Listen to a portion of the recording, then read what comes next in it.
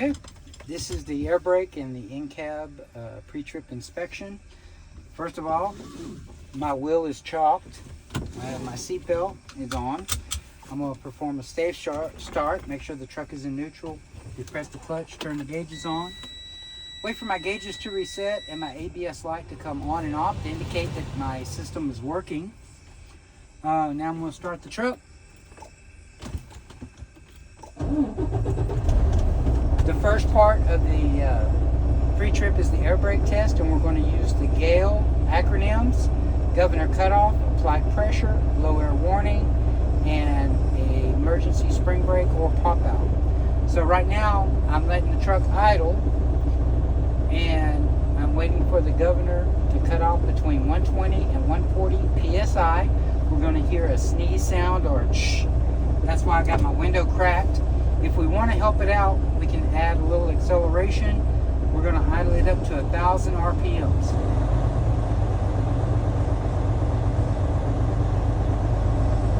And the governor cutoff should turn off between 90 and 120 seconds.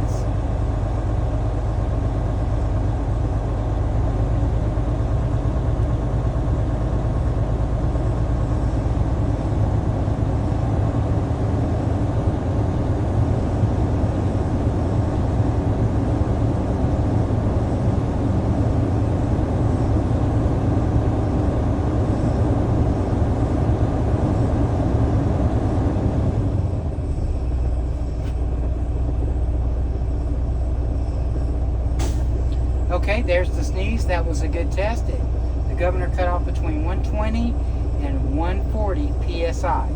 Now I'm going to turn the truck off to kill the engine. I'm going to put the key back into the on position. Wait for my gauges to reset. I'm going to release the air brakes by pushing in the yellow tractor and red trailer knobs. I'm going to wait for it to stabilize. I'm going to set a timer for 1 minute. For video purposes, we won't hold it for the whole minute.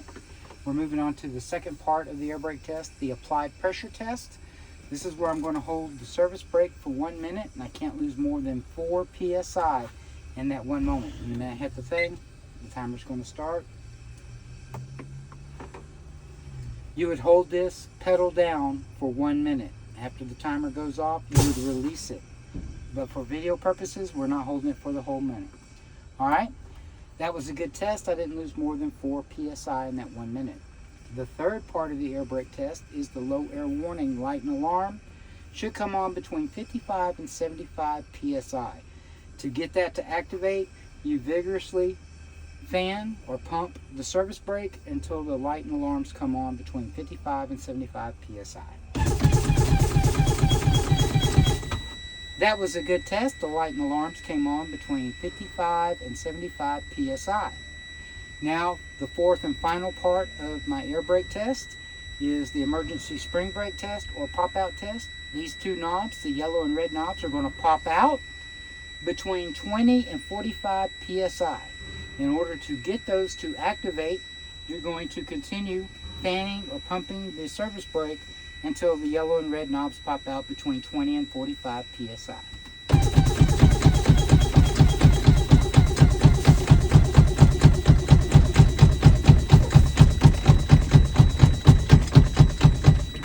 That was a good test. Both knobs popped out between 20 and 45 psi. Okay, now I'm going to turn the ignition off. Undo my seatbelt. I'm going to step outside and remove my chalk. I'm going to climb back in. Now, the next part of the air brake test is the tug test. I'm going to go through the motions, but you only have to explain this part. So, I'll climb back in. I'll put my seatbelt back on. Make sure my truck is in neutral. Turn the key on. Wait for my gauges to reset. And if I didn't say so before, my ABS light came on and off, indicating the system's working. Make sure those are out. They are. So while my truck is airing up, I'm going to explain the tug test. First of all, to test my red tractor brake knob, I would push in my yellow tractor knob, put it in gear, give it a tug. Put it out of gear, pull that brake. Now to test my yellow tractor brake, I would push in my red trailer brake knob, put it in gear, give it a tug. test my service brake, I would push in both knobs, put the truck in 4th gear, travel approximately 10 feet at 5 miles an hour. When I get to the 10-foot mark, I would apply the clutch and the service brake with my hands at the 10 and 2. When I come to a complete stop, I didn't notice the wheel move to the left or right, indicating a braking problem. I would put it in neutral and pull the brakes. Now I'm ready to move on to my in-cab inspection. I'm going to start on the outside, work my way in. I have my mirrors and my windshield. They're all 3 properly mounted secure. They're clean, clear, not cracked. They have no illegal stickers, no obstructing my view. My mirrors are adjusted to my view. Now I'm going to move on to the windshield wipers and wiper blades. They're properly mounted secure, not been broken or cracked, no missing no bolts or screws. The wiper blades are made of rubber, so they have no abrasion, bubbles, or cuts. They are working properly, and the washer fluid sprays evenly across the glass. Now I'm going to my heater defroster. It's properly mounted secure, not been broken or cracked, no missing nuts, bolts, or screws. Put it on the defrost setting with the little man sitting down in the arrow. Turn it all the way up. Check at the top, check at the bottom. I feel air at the top and the bottom. The system is working properly. Now I'm going to go to my instrument panel. My ABS light did come on and off, indicating the system's working.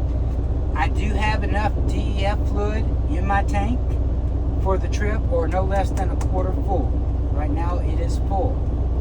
Alright, I'm going to do an internal light check. I'm going to turn my headlights on. My panel illuminated, so my low beams are working. My high beams are working. My left signal's working. My right signal's working. My 4-way flashers are working. Now I'm going to test my horns, my city horn, and my highway horn. They're working. Now I'm ready to move on to my emergency equipment. Down here on my left, I have my fire extinguisher. It's properly mounted secure. It's not been broken or cracked. I'm missing those bolts or screws. It's not leaking. It's fully charged, recently inspected, and the pin is intact. Back here behind the seat, I have my 3 DOT triangles. They're properly mounted secure, not been broken or cracked. I'm missing those bolts or screws. They are orange and red in color.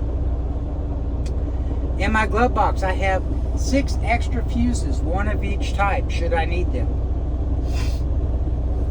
Now, I'm going to move on to the exterior light check. At this time, I'm going to ask the examiner to step out of the truck, and I'm going to go over the external light check. So I'm going to turn my truck off to kill my engine. Turn my vehicle back on so the lights will work. I'm going to roll my window all the way down. First, I'm going to start at my clearance lights.